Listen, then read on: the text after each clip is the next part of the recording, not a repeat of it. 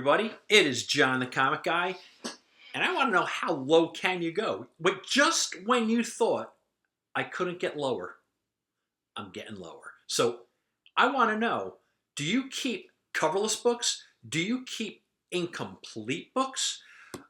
That's a big balance.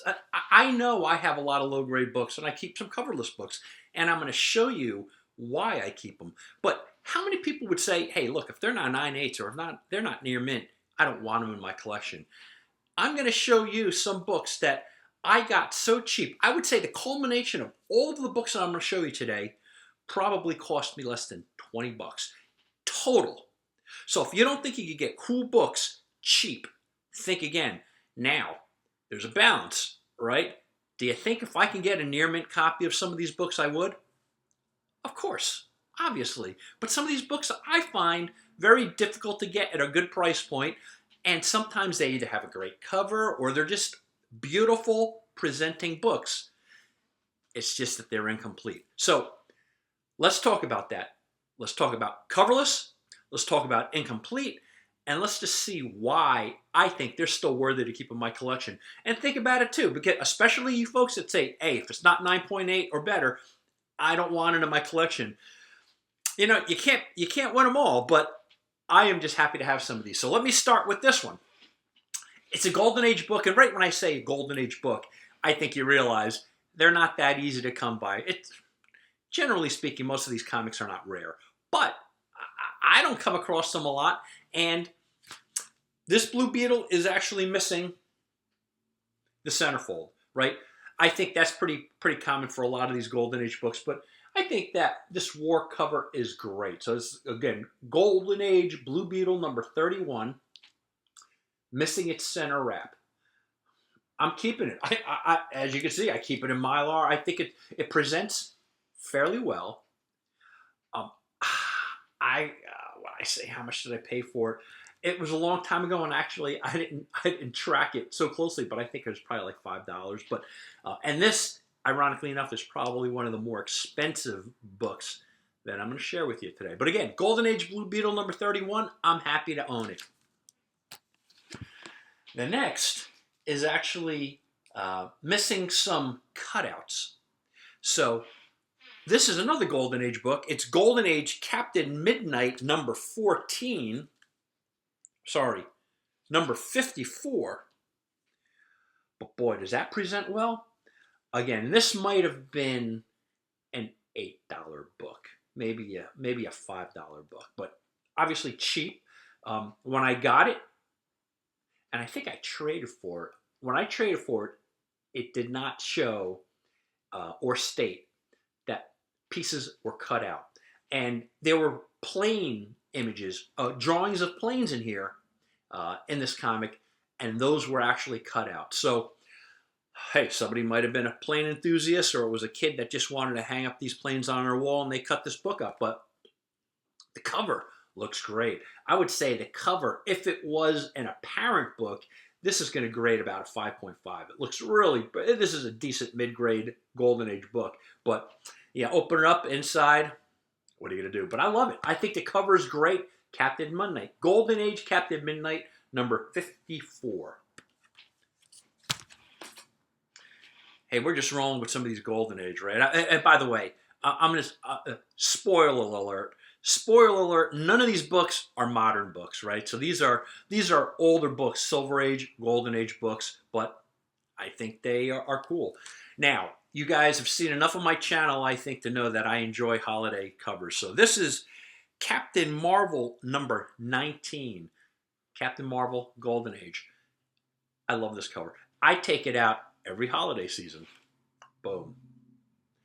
That is such a great cover. And this one has 2 missing wraps. So the centerfold and then the one right before the centerfold. Those 2 wraps are missing, but I'm keeping it. This displays well. I show it, and you'll probably see it on my on the back around the holiday season. I think it looks great, so I keep it. So again, Captain Marvel number 29. I like this cover. Sometimes you keep it just for the cover. The next 2 is reminding me that I want to thank our sponsor, Comic Skin. So, Mark at Comic Skin, remember, he's offering 5% off on Comic Skins. So the next books I have are Comic Skins at checkout. At checkout, you want to put in your coupon code John the Comic Guy 5, and you can get 5% off the singles, the 5-packs, or the 10-packs. So check these out. Mark, thank you so much for your generosity.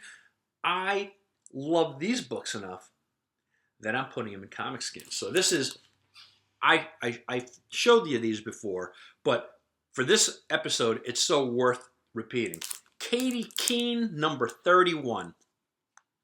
Right? I think I remember telling you guys that I checked on Heritage Auctions just to show, again, these are apparent grades, right? These are qualified / apparent grades because they are missing some wraps. So pages are missing, but it shows like an 8.0.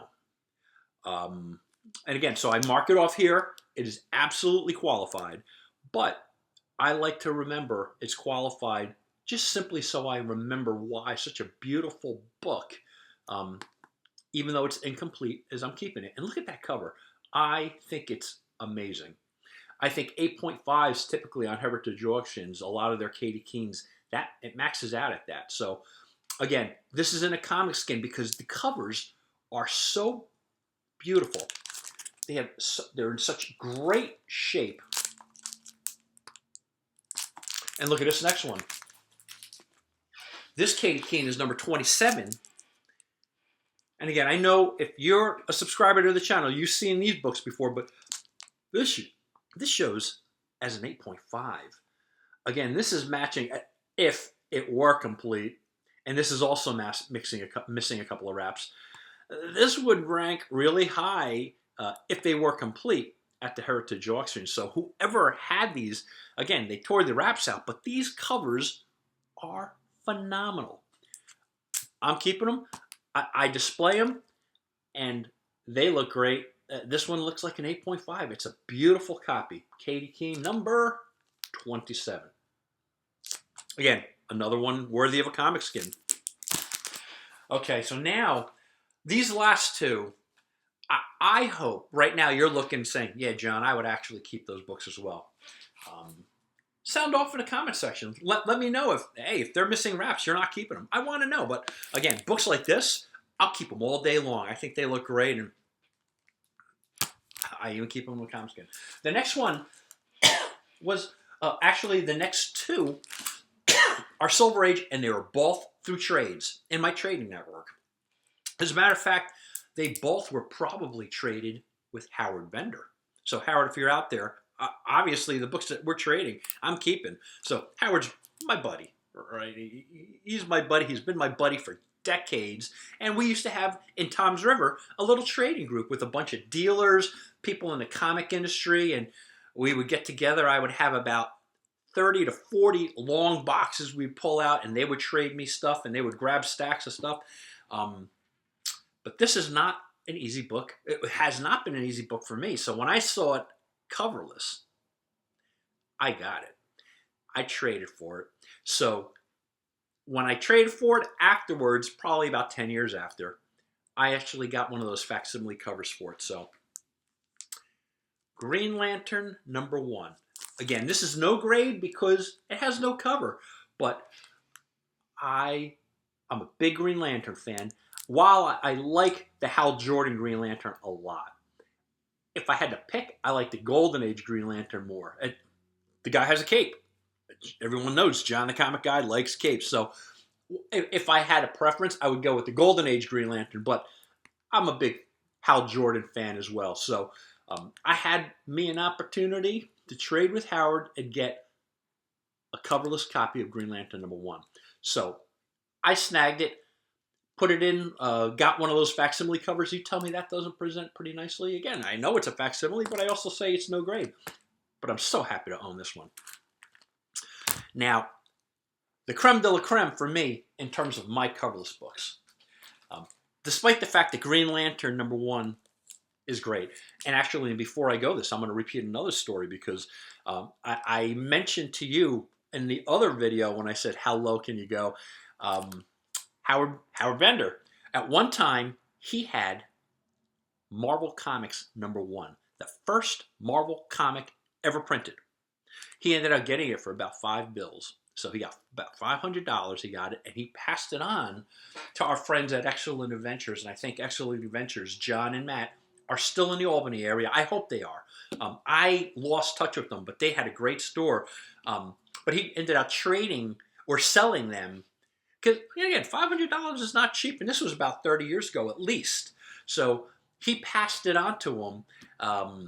But a Marvel Comics #1, I am at least self-aware enough to know I probably would not have paid $500. Again, I'm too cheap for that.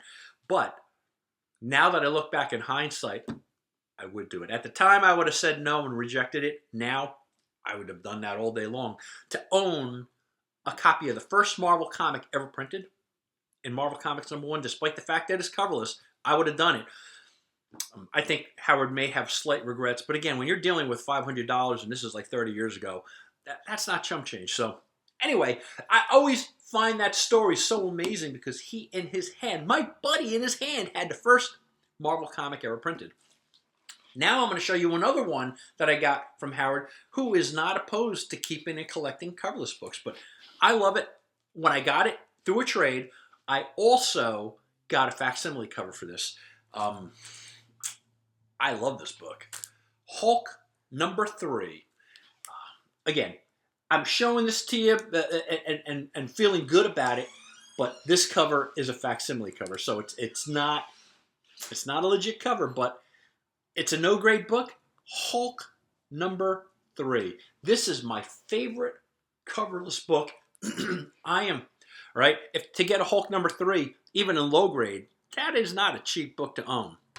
So I am really happy to own this, and it looks great. It presents well, knowing that this is a fake cover. I'm still happy to own it. So, Howard, once again, you are providing me with some of my great coverless books, and I really do appreciate it. So everybody, sound off in the comment section. Do you keep coverless books? Are you willing to keep a coverless book? Do you keep incomplete books? If you don't, why? Are you purely into the high-grade perfectionist? Do you not want to have your collection fall into an incomplete world or a coverless world, despite the fact that on what it might be? What if you had a chance to get an Amazing Fantasy 15 that was incomplete? Would you just say, forget it? For $50, I'm not going to bother?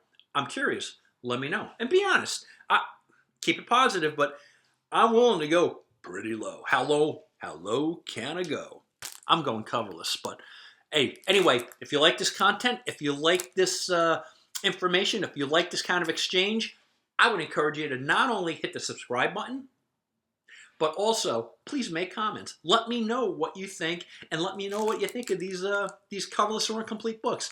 Everybody, I appreciate your time. Thank you so much for joining me today. Oh, two things I wanted to make sure I also mentioned. So first, I want to give a shout out to Comic Book Rob. Comic Book Rob sent me a comment, as I'm going to show you here.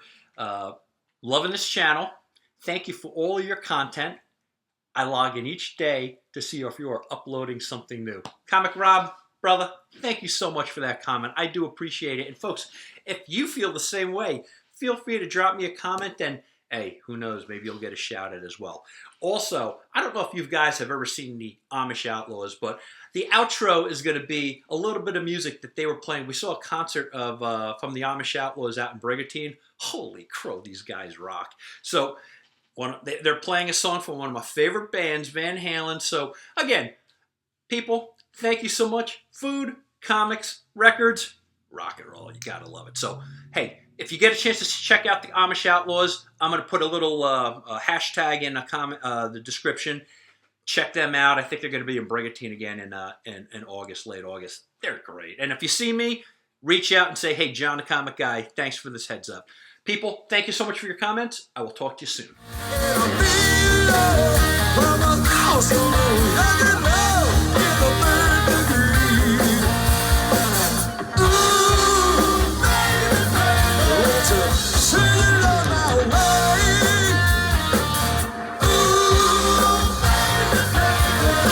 Take the chance.